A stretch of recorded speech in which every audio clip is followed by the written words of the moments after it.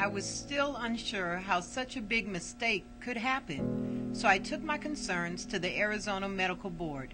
I filed a complaint against Dr. Michael Maxwell. I received a letter October 15th of 2010. It read, "The board's investigation staff has thoroughly reviewed the information you provided and does not find a violation of the Medical Practice Act in the Arizona Revised Statutes. Therefore, the board has dismissed your complaint. Thank you again for assisting the Arizona Medical Board in meeting its mission." I filed a request to have the board reopen the case against Dr. Michael Maxwell. December 9, 2010, I received correspondence from the Arizona Medical Board. This letter is to inform you that the case has been reopened. I received a letter stating that the case would be reviewed on April 6 and I could prepare a 3-minute speech. January 20th, 2010, I went to the emergency room with pain in my back from my shoulder to my waist, all 10 of my fingertips numb, fever, and chills. The emergency department reported I had a sudden onset of right sharp shoulder pain radiating to my right chest, right rib, and complained of right arm numbness and tingling. When I read this, I filed a request to amend my medical records to reflect my reported symptoms. Dr. Wolf reported at 4:10 a.m. that I was comfortable, pain in my back, 4 out of 10. He also explained to Dr. Nelson that my blood pressure had been low. Dr. Nelson arrived at the hospital around 4 a.m. He reported sudden onset of pain in my chest and extending to my right side, yet he never asked me my symptoms. Dr. Maxwell reported that I had crushing substernal chest pain, blood pressure of 180 requiring massive doses of esmolol blood pressure control. He also reported severe chest pain, very hypertensive in the 200s down to 150 with esmolol. Upon arrival at the hospital, my blood pressure was 100/68. It was 109/78 at 12:15 a.m., 117/65 at 1:19 a.m., 97/77 at 2:55 a.m., and 106/50 at 3:35 a.m.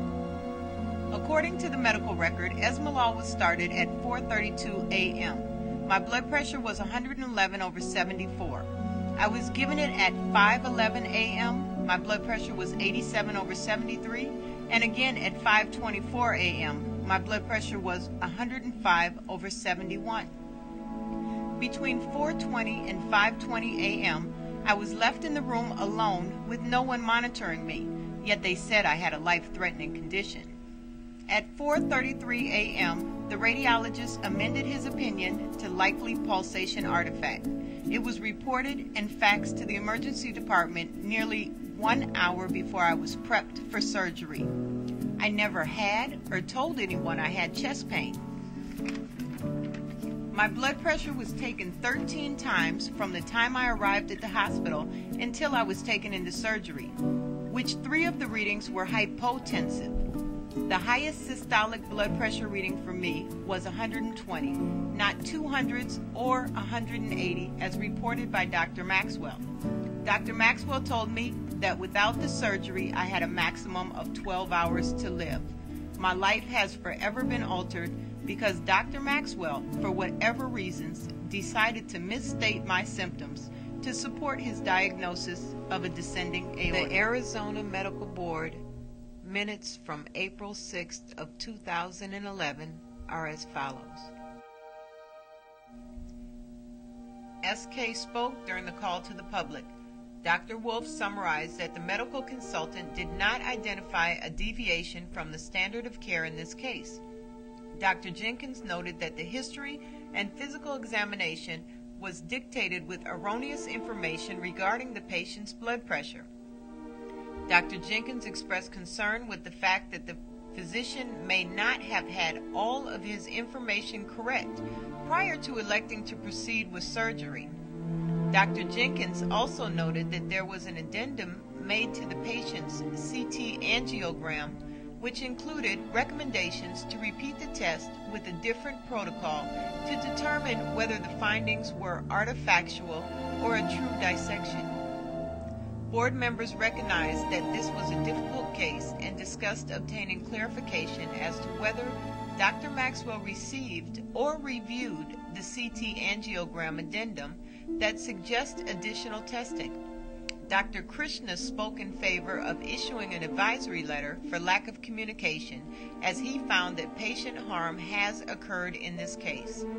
Dr. Patelin states that Dr. Maxwell's notation that the patient had hypertension requiring high-dose beta blockers was bothersome, as the notation is not supported by the medical record. Board members further discussed the fact that there was an obvious breakdown of communication in this case and questioned where the breakdown occurred.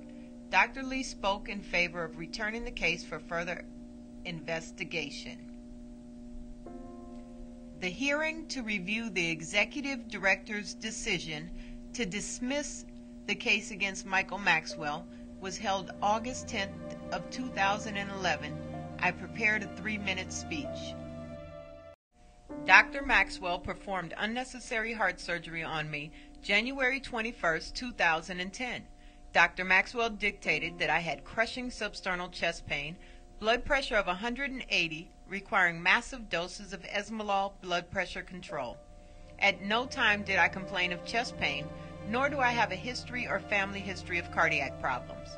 3 hours prior to the surgery, at 3:15 a.m., Dr. Wolf dictated that my blood pressure has been low, 97/77, and the pain in my back is a 4 out of 10. At 4:10 a.m., he states that I am comfortable after additional morphine, blood pressure still low. At 4:26 a.m., Dr. Nelson dictated that my blood pressure is again 110/60. 6 minutes later, esmolol was started. I received 4 doses between 4:32 and 5:24 a.m. I was alone in the room with no monitors. At 4:33, Dr. Paquette filed an addendum amending his opinion to likely pulsation artifact and recommended further tests. I was taken into surgery. When I woke up, Dr. Maxwell told me he made a mistake. There's nothing wrong with my heart. I suffered complications from the surgery. I developed kidney injury due to extremely low blood pressure and sepsis from the untreated abscess that was ignored. For several months, I experienced excruciating pain in my chest where the surgery was performed. I had over 40 visits to various doctors. September 2nd, surgery to remove 3 sternal wires that were protruding up through my skin. It took my everyday pain from a 10 to a 5. I have experienced pain in my chest every day since the surgery. This was not a mistake. Not only did Dr. Maxwell dictate erroneous information in his operating report, he also dictated the same erroneous information in his discharge report. He wrote that I was very hypertensive when I came in, with a blood pressure in the 200s, and it had came down to 150s with an esmolol drip. Was he that oblivious to my care? 13 days after the surgery, did he not realize that my blood pressure never went over 120? He gave me 4 doses of esmolol minutes before performing heart surgery. I could have easily lost my life at the hands of Dr. Maxwell. Dr. Maxwell dictated if he had done an MRI and it came back negative, he probably would not believe it. I was never given the option of more tests. Dr. Maxwell never asked me my symptoms. I was alone and unable to articulate my care due to several doses of morphine, and I was in no distress. This was not a mistake. This was an egregious combination of arrogance, incompetence, and greed. Dr. Maxwell has violated the standard of care and doesn't deserve a medical license. You were quick to dismiss my case without reviewing the facts. I'm asking you today to please protect the public from Dr. Maxwell.